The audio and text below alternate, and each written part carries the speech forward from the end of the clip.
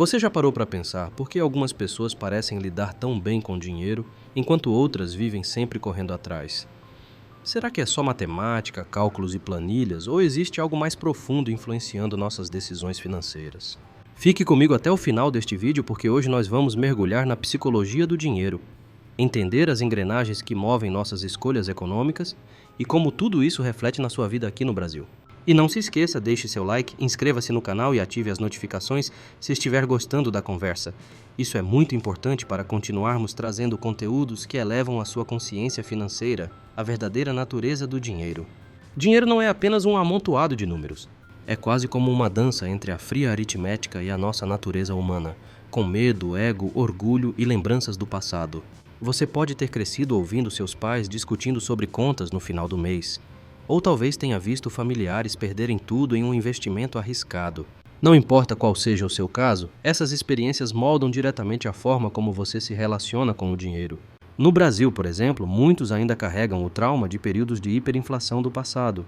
Pessoas que viveram a época em que os preços mudavam quase todos os dias tendem a se preocupar mais com a alta de preços e se sentem inseguras em deixar dinheiro parado. Em contrapartida, quem nasceu quando a inflação já estava mais controlada tem outra visão. Isso demonstra porque não existe apenas um certo ou errado definitivo quando falamos de finanças. Existe a sua história, a minha história e todas as histórias que influenciam nossos comportamentos. Morgan Housel, no livro A Psicologia do Dinheiro, defende que ninguém é louco ao tomar decisões financeiras. Cada pessoa age baseada em vivências únicas. Aquela pessoa que investe sem medo talvez tenha visto os pais ganhando dinheiro na bolsa de valores. Já quem tem pavor de ações pode ter presenciado crises ou falências na família. E sabe qual a lição disso? Que ninguém realmente erra deliberadamente.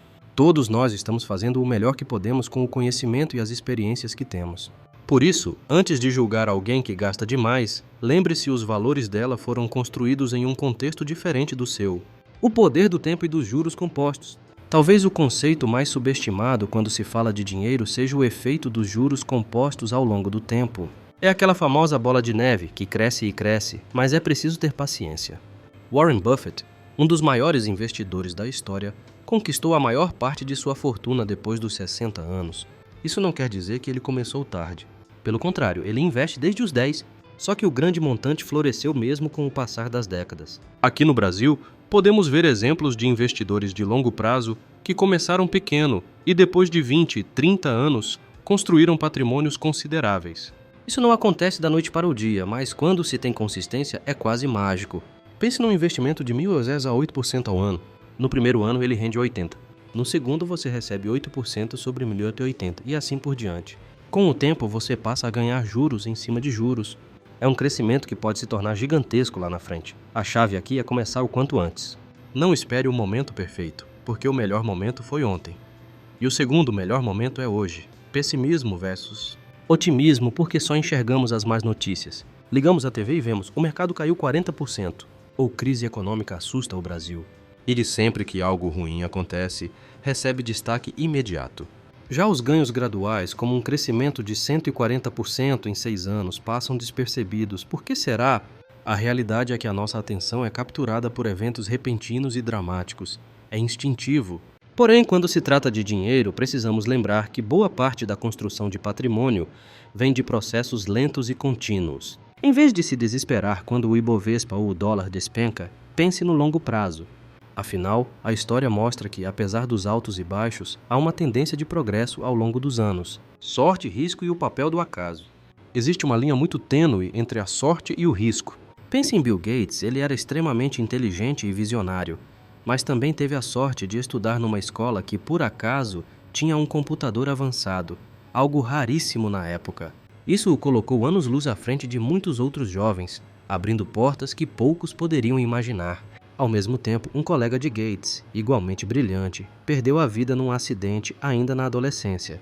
Uma simples fatalidade que mudou completamente o rumo da história. No mercado financeiro, acontece algo parecido. Às vezes as pessoas estão fazendo tudo certo, mas são atingidas por uma crise global ou um evento inesperado. O acaso pode beneficiar uns e prejudicar outros. No Brasil, vemos empresas e empreendedores que quebraram não por incompetência, mas por uma combinação de fatores externos, recessões, inflação alta ou até tragédias naturais. Por outro lado, existem negócios que dispararam por estarem no lugar certo, na hora certa. Reconhecer o papel da sorte e do risco é ter humildade. Nem todo fracasso é culpa sua, e nem todo sucesso é somente fruto da sua genialidade. A diferença entre ser rico e ser próspero. Você olha para aquela pessoa dirigindo um carrão importado e pensa: uau, ele deve ser muito rico. Mas será muitas vezes ela pode estar atolada em prestações e cartões de crédito. O que vemos por fora nem sempre reflete a verdadeira riqueza. Ser rico é ter uma alta renda e esbanjar bens de luxo. Já ser próspero ou realmente rico significa ter patrimônio, ter ativos que geram renda e, principalmente, possuir liberdade sobre o seu tempo. A verdadeira riqueza não é visível. Ela está escondida na conta bancária, nos investimentos, no que você não gastou. Esse é um ponto crucial. Acumular patrimônio requer disciplina. Todo real que você não gasta em supérfluos está trabalhando para você no futuro. Os longos caudas e a importância de errar bastante. Muitas vezes, apenas algumas poucas decisões certas geram a maior parte dos resultados positivos. Em investimento, a maioria das escolhas pode dar retorno mediano ou até prejuízo.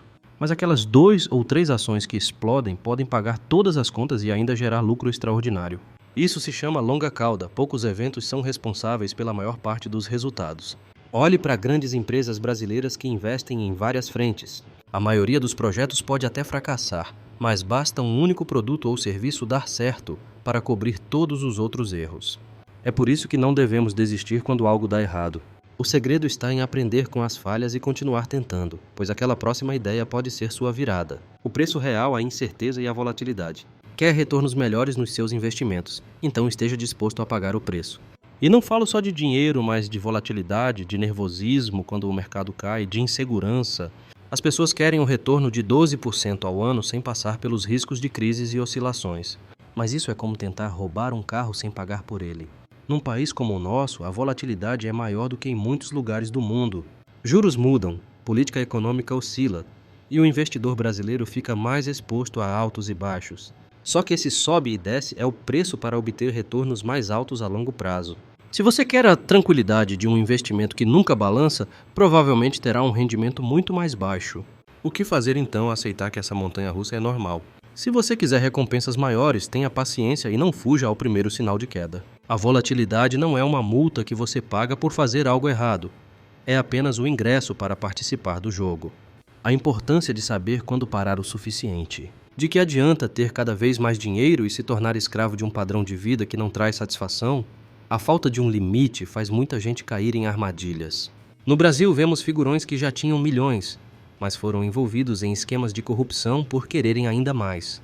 É o famoso treadmill hedônico. A cada conquista, o nível de exigência sobe e a pessoa nunca se sente plenamente satisfeita. A pergunta-chave é: quanto é o suficiente para mim? Não há nada de errado em querer crescer e melhorar de vida.